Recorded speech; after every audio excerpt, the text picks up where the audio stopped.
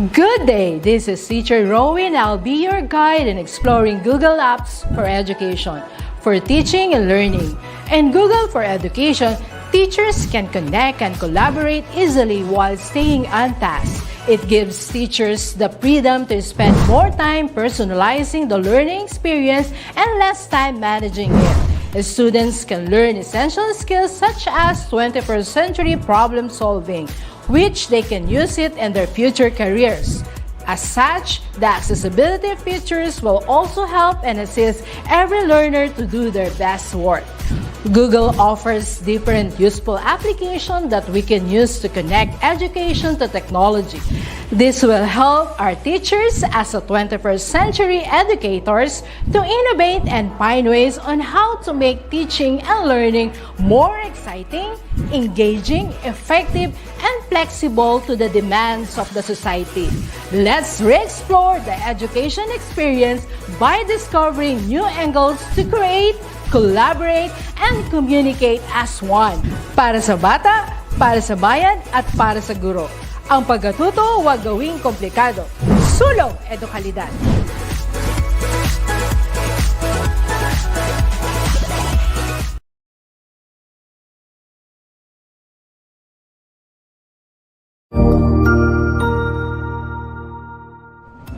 Magandang araw, Sir Wilbur po, at your service.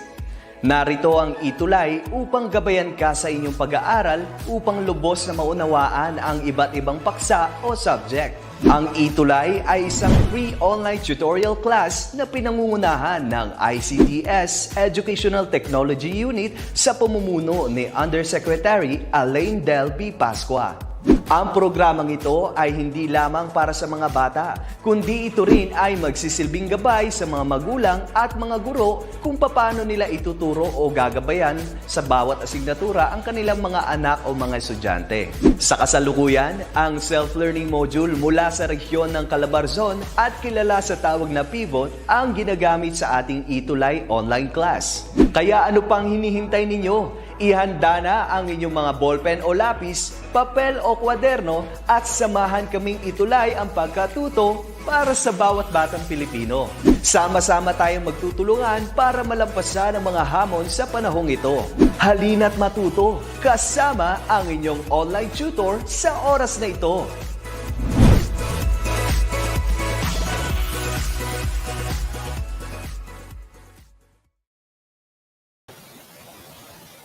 Hi, good afternoon everyone. Good afternoon my English 6 warriors or learners from different parts of the Philippines, from Luzon, Visayas, and Mindanao. Good afternoon all. And good afternoon din po sa ating mga magulang at ating mga guardians na nanonood sa atin this time at sa ating mga teachers. Okay, so welcome to our English grade 6 session. I hope everyone is doing so well, and I hope na umulan today because it's so hot, right? How's the weather in your place? Okay, so before we start, let me check our attendance. Who came first? Aba, si Gian Claire. Hi, Gian Claire Laguerta. Bricks Orky Gonzalez. Okay, so itong mga estudyanteng ito, mga familiar na sa akin kasi lagi silang nakatutong, nakasubaybay every Tuesday at 1 p.m. Same with Bricks Orky Gonzalez, Sofia Nishi Bagasan, Rosalie Mateo, Margo, and then Francesca Santos, Alfred Javier Adriano from San Nicolas Elementary School, Hagonoy West. Okay. Ang kanyang principal ay si Ma'am Susana T. Gabriel. Good afternoon, everyone. And Ashley Eusebio, Angel Janessa Barrientos, Marlon Sandoval, Gabriel Kerubin. Good afternoon, everyone. Okay. So, nandito na naman po tayo sa ating ETUlay session. Alright, so allow me to share my screen as we continue with our discussion since our time is just so limited. We are just having 45 minutes this afternoon. Okay, so there it is.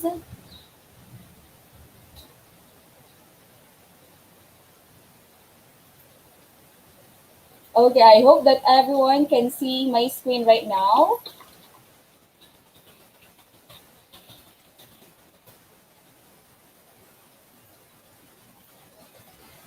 Okay, so while working on that, okay, good afternoon, Atmosfera Liabado and Gemma Pianar. Princess Pangilinan is watching. Hi, okay, there. Oh, there, it's okay now. All right, so everyone can see already my screen, and this is ETUlay again. My name is Tutor Jazz for your grade 6 English. And before we start with our discussion, let me give thanks to the Division of Pasig City first for the self-learning module that I am always using. So here's the development team of this SLM, from the writer, editor, content reviewer, management team, layout artist, from headed management team headed by our very own SDS, Ma'am Agustin, and to our PSDSS, maraming salamat po. Okay? So napakadaming ano. Okay, so later on as we go along I will read your comments. Okay? Maraming salamat for participating this time. All right. Okay, so we're now at quarter 4 for today's topic. We're gonna have this subject verb agreement, focusing on the be verbs or the helping verbs. I hope that everyone has somewhat an idea what be verbs are. Okay, so expectations. Expectation, like at the end of this session, at the end of this 45-minute session, you will be able to compose clear and coherent sentences using appropriate grammatical structures. And not only that, you have to use be verbs or helping verbs that agree with the subject and number. Okay, so in as we learn the English language, it's really so important that we come to understand grammatical structures, grammar rules. Okay, so pahapyawan natin yung be verbs. Right, so good afternoon, Samantha Faye Dinosca, Francis Nicole Divina, and Rich Ann Valino. Good afternoon. Okay, and let's now proceed to our pretest. Okay, pretest, so the teacher will see first, okay, if how well you understand this topic already. Okay, how knowledgeable you are when it comes to our topic, which is the be verbs. You ready? Okay, so here's what you're gonna do. For the direction, you have to read the sentences. Okay, read the sentences carefully. Then identify the be verb in each sentence. My grade 6 English warriors, please write the number first, followed by your answer.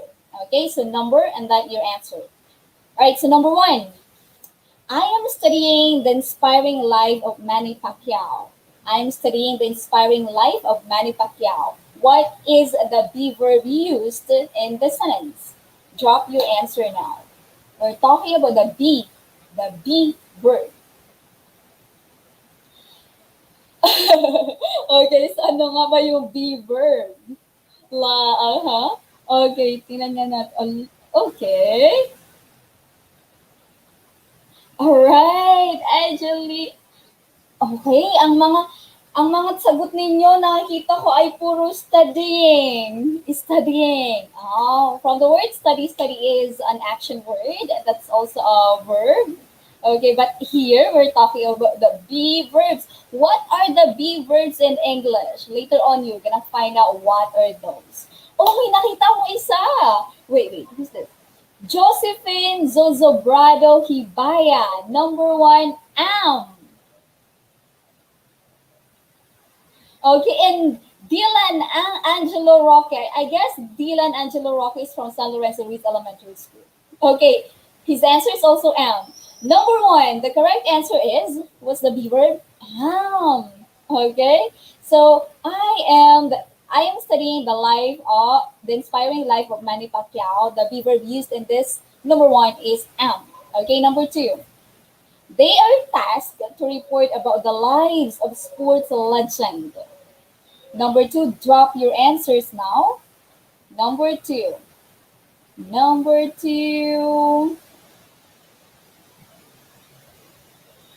They are tasked. Number 2, they are tasked to report about the lives of sports legend. Number 2. Ano kaya yung be verb na ginamit dito sa pangungusap na to? Josephine Josephine Hibaya and Daylan Angelo Roque Pares are Ayesha. Same then are Gabriel Kerubin. Andito na sila. Very good. Nakukuha na.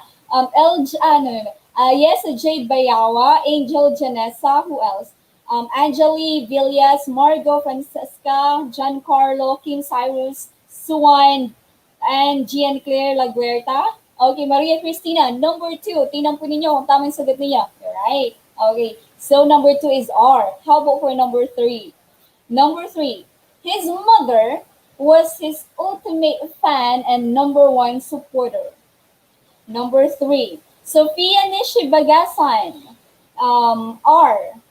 Who else? Ano pa masagot? Ano yan? Bakit may number 3 or tas was?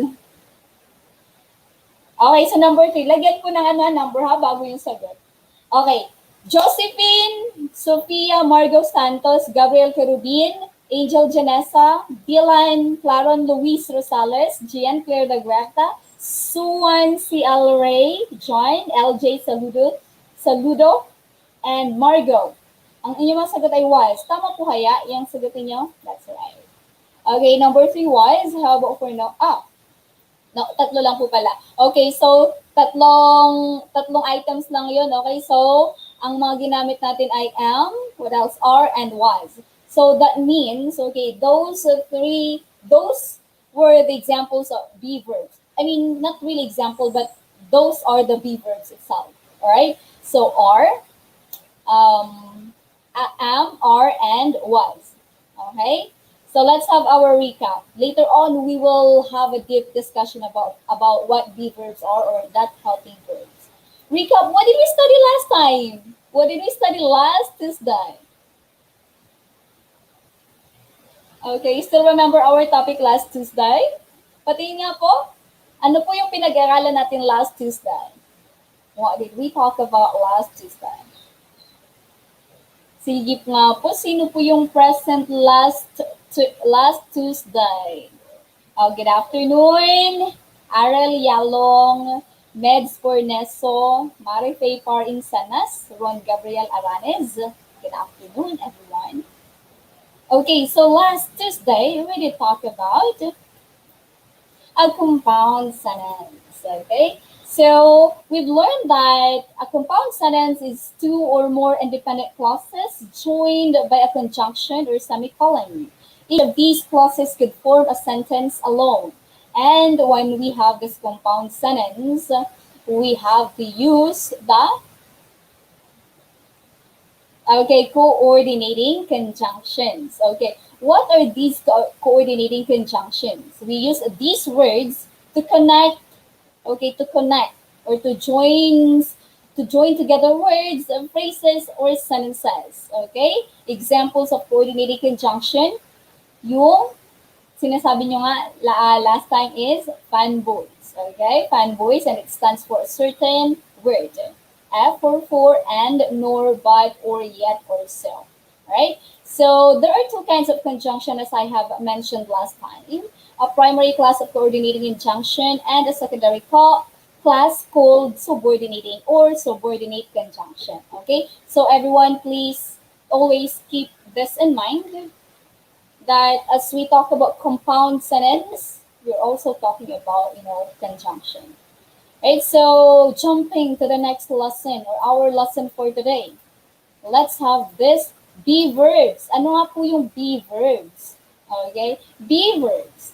Be verbs indicate state of being, express tense, or add emphasis. Okay, so the be verb is used as an auxiliary verb, and it can also be used as a main verb. It has different forms. We have am, is, are, was, were, being, and being. So this means these are the be verbs. These are our be verbs. Okay, so base natin yung am. Ano yung be verbs? Am, is, are. Am, is, are. Okay, for the present tense, it depends on the tenses of the verb. Okay, the present tense, am, is, and are. And if it is a past tense, we use was, were, right? And for the Perfect form, past participle, been. And then what's the other one? The being. What tense is that? Progressive form, present participle. Okay, so that's right.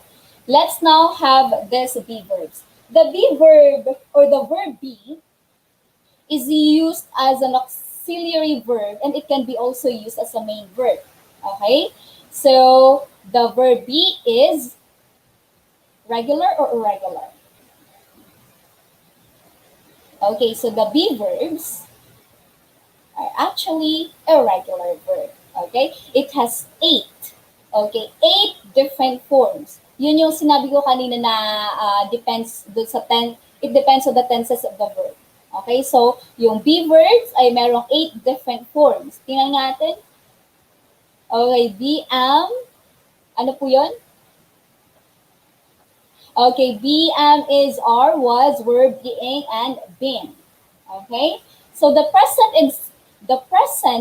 tense and the past simple tenses make more changes than those other verbs.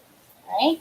Okay, so take note that the rule of thumb in subject-verb agreement that is that the verb should always agree with the subject in number.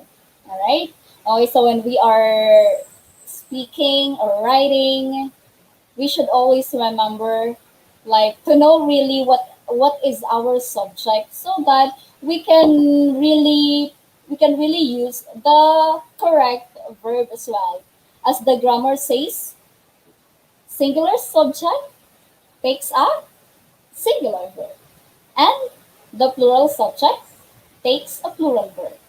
Okay, so your subject must always agree with your verb.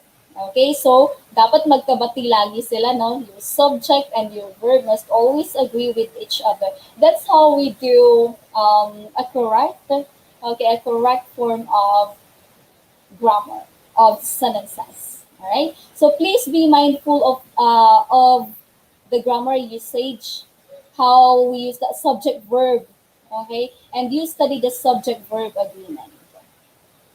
Tatandaan na, pag ang subject singular, yung verb mo singular din. Pag subject mo ay plural, then your verb must be plural also. Okay, so let's take note. Let's now proceed to this one. Okay, let us study this table. As you can see here, I have here the tense of the verb, the pronouns, okay, in the verb form, and example. Tingnan niyo po dito sa tense ng verb. I have here the present and past. Yung present natin when it comes to be verbs ay yung am, is, and are. Okay, tandaan. Present tense. When sa be verb, when we're using the present tense ng be verb, yun po yung am, is, and are. Okay? So, yung pronouns dito, look at the pronouns that I have here. I, he, she, it, you, we, they. I is a special pronoun. I, yes, really, it talks about to only one person, but this one is special, as I've told you, because it requires always that am. Yung kasunod lagi niya ay am. Okay, I am, we cannot say I is, or we cannot say I are. Okay, pag I, yung pronoun, okay, yung subject mo, then yung kasunod na be verb mo na I am. Alright? Okay, yes, still watching po, Breaks Arky. Okay, and for the past tense naman ng be verbs natin, we have was and were. Ano yung past tense ng is? That's definitely was. And what is the past tense of? And what is the past tense of, what is this? Are. Past tense? Then we can say were. Okay? So that's it. And look at this one. Example for am. I am a grade 6 pupil. I is the pronoun used. Okay, that's why the be verb, hindi siya pwedeng is or hindi am. He is my English teacher. He is a singular subject, so is singular as well. Say he am or he are. Okay, they, plural subject. Okay, plural. So you have to use plural verb as well. That's why we use are. They are. Okay, and here past tense. Ano ang past tense ng is? We say was. So she was my former English teacher. Okay, dating English teacher. So tapos na, we have used the simple past tense. And then, where is the past tense of are? Okay, so pag plural, where ito? Okay, you were asked to give her some parting words. So that's so it. A moment. Okay, so there you go. And next, let's study the following sentences here. Okay, study this sentence. I am a grade 6 pupil. I am a grade 6 pupil.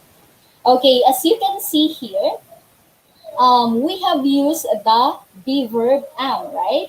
Okay, the be verb am. The word am is used with the pronoun I in the present form.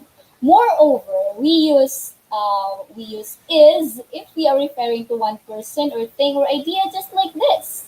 He is my English teacher. Okay, singular is. Okay, and next one. So in this sentence, he is my English teacher.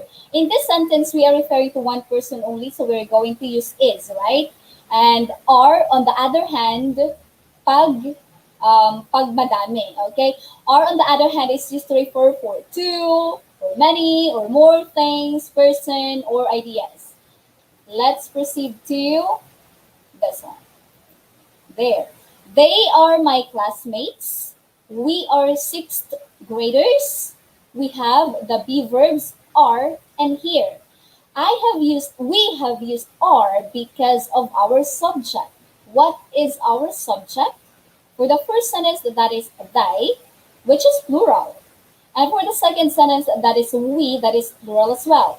So that means like both is and are used in present tense. You always remember that, huh?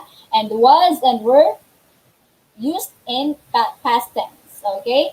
So that's it. Meanwhile, was and were are used to signify that the action took place in the past.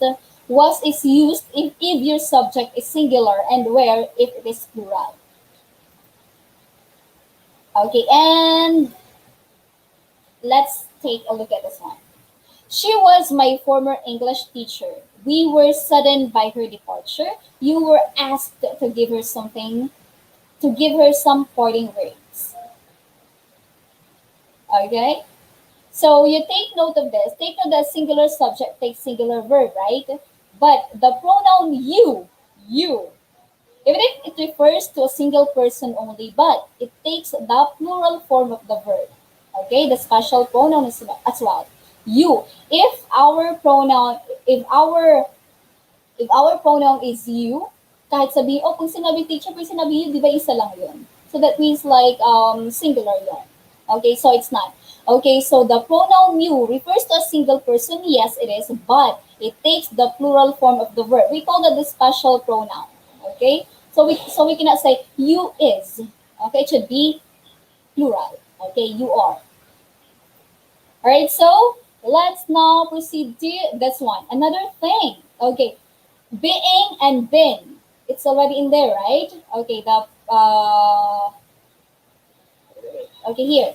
More gold is being mined in Mindanao. What is the be verb used here? That is being, right?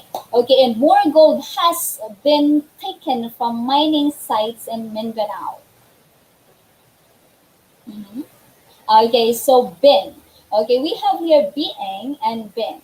All right, so singular subject takes a singular verb, the pronoun you. On the other hand, okay, so pronoun more gold. Okay, been and being, right? Okay, so while the word been, okay, been is used after the verb to have or has or had, which signifies that the action is already done also. Okay, and being, on the other hand, is used with other be verbs like being, am, is, are, was, and were.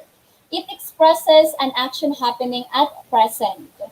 Okay, And notice the word being comes after the be verb is, and it signifies that the action is happening as of the moment, like right now, at the present.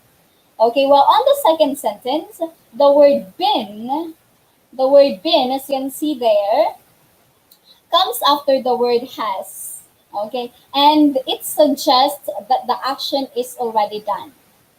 Okay, so let's now proceed to guided practice. Let's try. Read each sentence and choose the correct helping verb. Number one, I is am enjoying my school at home class sessions. Yung be verbs natin or yung helping verbs natin ay is am. If your subject is I, what is the correct helping verb or be verb? Drop your answer for number one, learners. Very good. Okay, wow, Sophia, Dylan, Scarlett Flores, Gian, Claire, Margot, Briggs, Artie, Rizal, Sophia, Ayesa, number one, Okay, very good. So, am. I am enjoying my school at home class. If the pronoun is I, okay, so ang kasunod na noon ay am. Okay, yung helping verb mo dapat ay am. It's not the rest of seven be verbs, but it's always am. Okay. Next, number two. My parents was assigned at the provincial hospital to help treat COVID-19 patients. How about for number two? As I have told you, you really have to identify first or to know what really is your subject and every of the sentence so that it will be easier for you to know as well or to identify what kind of verb I'm going to use. Is it singular or plural? Okay? So, number two. Aba, parang yung number two natin, combination ng was and were yung mga sagot niya. What happened? O, tingnan mo, let's identify first yung subject natin. Ano muna yung subject natin for number two? Sige nga, bakit may answer ng were but may answer ng was? What is our subject? Ang subject dito sa number two ay parents. Okay, my parents. Parents, is that singular or plural? I'm talking about parents. Isa ba yun or dalawa ba yun? Okay, parents. That is plural. So, kung plural, tama yung Scarlett, my parents. So, kung plural yung inyong subject, you have to take the plural verb as well. Ano dyan yung plural sa dalawa? Were or was? Yeah, that's correct, Dylan. Okay, so were. Okay, my parents were assigned at the provincial hospital to help treat. Because were is the past tense of are. Okay? Where is the past tense of are? Good job. And now let's proceed to number three. We're going to give food packs to the needy tomorrow. Okay, so number three now. Lagay yung number ko muna bago yung sagot so that I know kung saan kayo sumasagot. Alright? Okay, Josephine, Hibaya, R. Angeli, R. Okay, Dylan, R. Ang sagot po ninyong R ay tama. Okay, like they are going to give food packs to the needy tomorrow. Or we can read it as they're gonna. Okay? Gonna for the short for going to. Alright, so let's proceed to number four. I am is making sandwiches. Okay, so what is your answer for number four? What is your answer for number four? Okay, so the answer for number four, Gabrielle. Okay, bakit may Anne? Hi, Briggs Arky Gonzalez. Okay, so number four, since I ang ating subject dito, special pronoun, just like you, am lagi. Tama po. Okay, I am making sandwiches. Do you make sandwiches? Or do you like eating sandwiches? Last number. Okay, number 5. We had been informed that the organizers still accommodate donations for the community outreach. Number 5. Sige nga. Okay, while I'm waiting for your answers. Oh, hi, Atisha. Liu Shell, are Yola watching from Panggao Integrated School, 6 Skoda. Dylan, Ashley, Gabriel, Giancarlo, Ayesa. May Bin. Okay, the correct answer is Bin. We had been informed that the organizers will accommodate donations for the community outreach. Okay, so very nice. And let's now proceed to moment. Okay, activity 1. Okay, for our activity 1, what you're going to do, identify the be verbs used in each sentence. Be verbs used in each sentence. Okay, number 1. A heroic story about a frontliner has been published.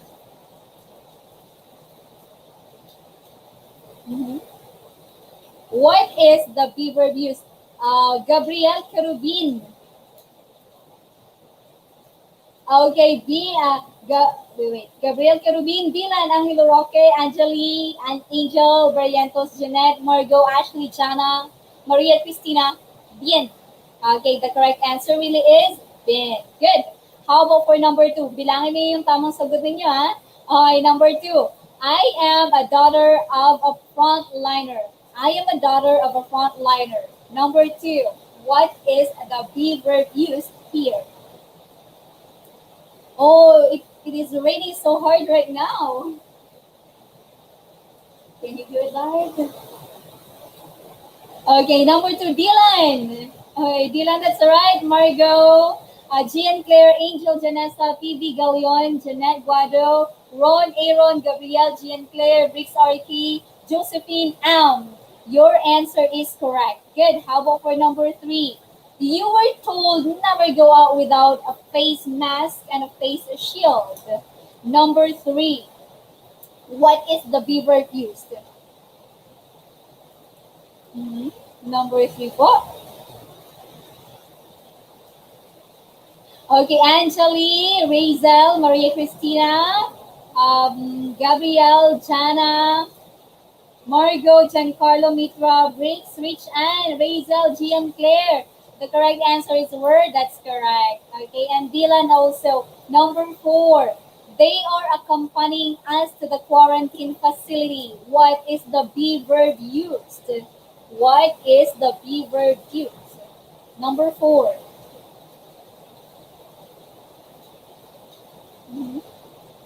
Okay, Maria Cristina Belmonte, your answer is R. Scarlett, Gabriel Caribbean, Josephine, Ron, Angel Janessa. Okay, so for number 4, R is the correct answer. Last number po, Annie is playing the piano to motivate the frontliners. Number 5, what is the be verb used here in the sentence? Number 5 po, 5. Your answer is, okay, Josephine is, Ashley is, Maria Cristina, Jeanette, Ron, Dylan, PV, Angela Grace. The correct answer is, okay, that's really is, okay, is. And, yeah, there you go. Let's now have this wrap up, okay? So, to sum up what we have learned for today, I want you to complete the sentences by providing the missing word, and of course you have to choose your answer from the word box. I hope that you can see it. I guess it's a little small. Okay, but let me help you. Okay, the words inside the box are the words inside the box are is, are, was, were, been, the verbs being, am. Okay? So ayan po yung nasa box. Let's start with we use. Okay. Oh, tama po yun. Okay, Dylan Angelo, be verbs. Okay, Jeanette Guado, be verbs. Good, Gabriel Kirubin. We use be verbs to express tense or state of being. Alright? The second one, yung pangalawang blank. The word blank is used with the pronoun I. Yung pangalawa na, let's say number 2. The word blank. Okay, so the word am, that's correct, Dylan Angelo Roque. And this one, Giancarlo Mitra, Josephine Margot. The word am is used with the pronoun I in the present form, like I am. Okay, but we use, number 3, sa pangatlong blank. We use blank if we are referring to one person. Number 3, yung pangatlong blank. Tama po yan, Aaron, Audrey, Gian, Claire, Laberta, Maria Cristina, number 2 am. Number 3 na po, drop your answer. Is, okay, Josephine Hibaya is. Okay, we use is if we are referring to one person, while, okay, are, very good. While are, if we're referring to 2 or more persons or things. Meanwhile, blank and blank are used to denote that the action is already done. That is, was and were, okay? Are used to denote that the action is already done. Moreover, am, is, are, was, and were are used before the verb, before the be verb. Okay, being, while has and had comes before the word been. That's right. Okay, all together with me, my grade 6 English warriors. Please, let's read this, okay? Basahin po natin, sabay-sabay po tayo, okay? And 1, 2, 3, go. We use be verbs to express tense or state of being. The word am is used with the pronoun I in the present form. We use is if we are referring to one person, while are if we are referring to 2 or more persons or things. Meanwhile, was and were are used to denote that the action is already done. Moreover, am, is, are, was, and were are used before the verb being, while has and had comes before the word been. Okay? So, please remember this one. Okay? These are the essential information about these be verbs. Okay? So, ano yung mga be verbs, yung tenses ng be verb. Okay, and let's now proceed to our valuing part. For our valuing part, I have here this quotation. We have here this quotation from David Ogden Stiers. Okay? It says here that the family means no one gets left behind or forgotten. Okay? No one gets left behind or forgotten as per David Ogden Stiers. Now, okay, what you're gonna do is this. Here are some sentences that shows unity in the family. You have to put a smiley face, okay, if you agree with the statement, and a sad face if you don't. Okay, so just drop in there a smiley face or a sad face. You have 1, 2, 3, 4, 5. Let's start with number 1. Hi, Emily Casanova, watching from Eratag Elementary School. Okay, also Jeanette Guado, watching from Rojas West Central School. Okay, number 1. I am helping my mother with the household chores. Do you know what household chores are? Okay, yung mga gawain sa bahay. Do laundry, cooking, mop the floor, sweep the floor, okay, make your bed like that, and the laundry. Okay, so tamang mga sagot ninyo. Hi, Ma'am Marlene Mercado. Good afternoon. Watching from San Lorenzo Luis Elementary School, Division of Pasig City. Good afternoon. And okay, so number 1, that is the smiley face. Good. How about for number 2? Okay, number 2. My father is providing for the family. Is it sad face or smiley face? My father is providing for the family. Number 2. Smile or sad face. Okay, so still a smiley face. Good. How about for number 3? My My brothers are cleaning the garage and steel gates. Number 3. Ala, bakit mayroong mga sad face? Okay, so number 3, that is a smiley face. Okay, correct. And how about you? How about you, learners? Do you clean? Do you clean your house? Do you help your parents or your siblings do some household chores? You must do it. Okay, number 3, we finished number 4 na po. We are obeying our parents. Oh, how about this? We are obeying our parents.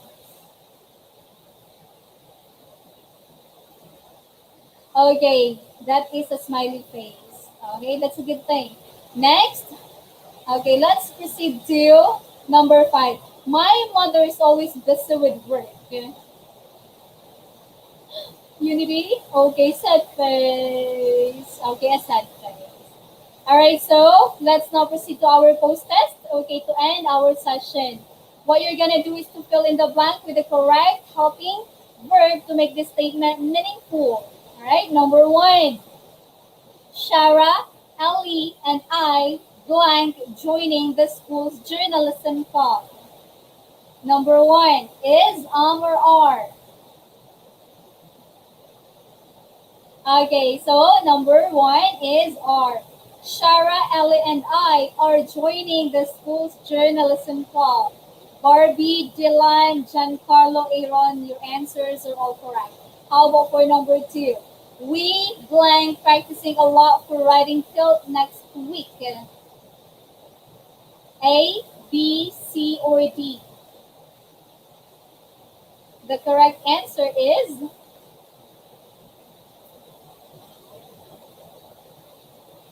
okay, R.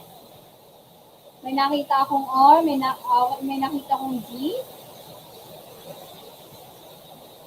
Okay, for number 2, everyone, the correct answer is, what is the correct answer for number 2? It's letter A. Letter A, yeah, that's correct. Raboncel de Guzman, PB Gabriel Carubin.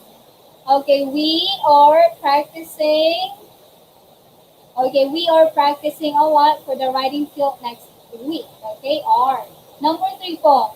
My friends, blank members of the journalism club since last month, but I only joined last week. A, B, C, or D for number 3? Your answer is okay. That is letter C. My friends, plural. Okay, that's why we use have. Have is for plural, has is for singular. My friends have been members of the journalism club since last month, but I only joined last week. Okay, next for number 4. The journalism trainers blank eyeing for someone with unique writing skills and language abilities.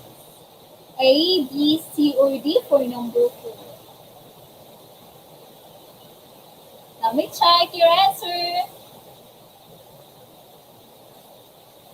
Okay, Gabriel Carubin, your answer is B. My C, my B.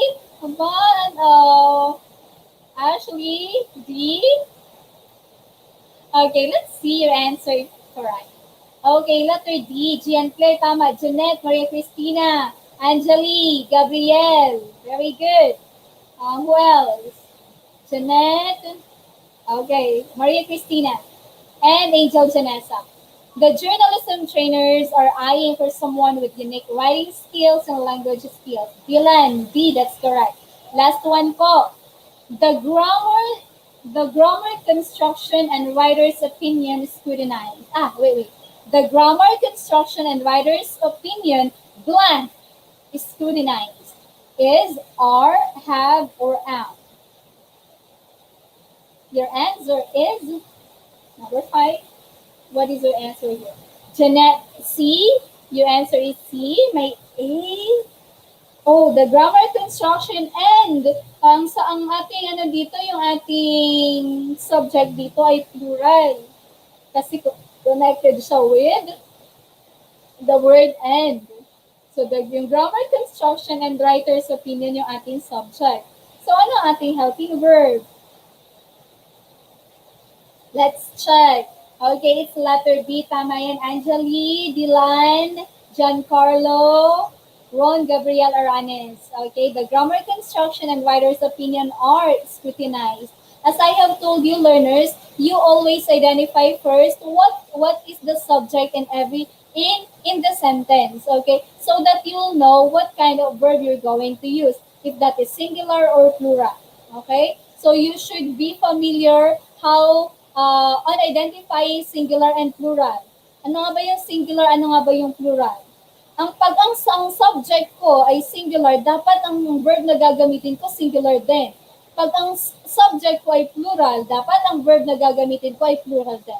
You always remember that, okay? Identify ano yung subject mo sa sentence so that you'll know na kung ano yung gagamitin mong correct verb, okay? Kasi dun tayo naglalabo-labo. Always remember, subject and verb must always agree with each other. Hindi sila dapat magkaaway. Okay? So, sino po ang nakakuha ng perfect score? Who did amazing from all of the activities that we have done this afternoon? Okay, I guess every one of you, thank you so much for participating so well. And that's how we end our session for this time. Okay, as we talk about the be verbs or the helping verbs, I hope that you will really remember, okay, and apply what you have learned this time what you have learned this time, so that your grammar somewhat, your sentence making will somewhat be improved. Okay, so that's it. Great job, everyone, for doing so well. Okay, and for being with me for over 45 minutes or 45 minutes now. Okay, great job. Could you please raise your right hand and put it on your shoulder and say, good job, Sal. Because teacher is not there too.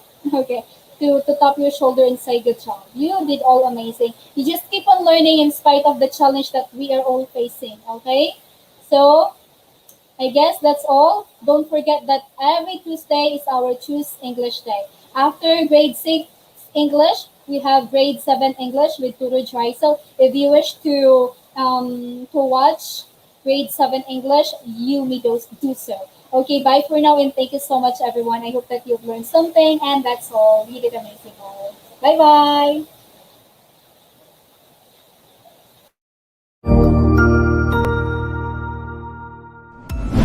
Sigurado ako na marami ka na namang natutuhan sa ating ETUlay tutorial session ngayong araw. Tandaan, ito ay hindi lamang para sa ating mga mag-aaral, kundi pati rin sa ating mga minamahal na guro at mga magulang na kaagapay natin para maituloy ang pagkatuto sa kabila ng nararanasang pandemya. Patuloy ding sumubaybay sa DepEd TV para sa mga araling ginawang video episodes. Mapapanood ito mula Lunes hanggang Sabado, alas 7 ng umaga hanggang alas 7 ng gabi sa inyong mga telebisyon. Abangan bukas mula 1:00 ng tanghali ang iba pang aralin sa ating ETUlay free online tutorial session sa Filipino. I-like and subscribe at manatiling nakasubaybay sa ating ETUlay tutorial session sa DepEd Edtech Unit FB page at Educational Technology Unit channel sa YouTube at sa DepEd Tayo at DepEd Philippines social media accounts. Paalam!